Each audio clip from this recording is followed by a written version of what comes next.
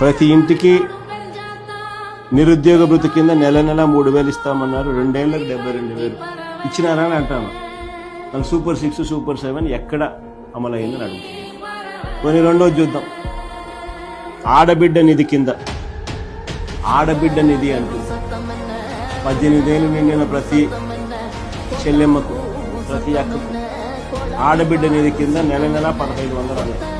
సంవత్సరానికి 18,000 అన్నట్టు. 2 ఏళ్ళు అయింది 36,000 ఇచ్చినాడా అని అడుగుతాను.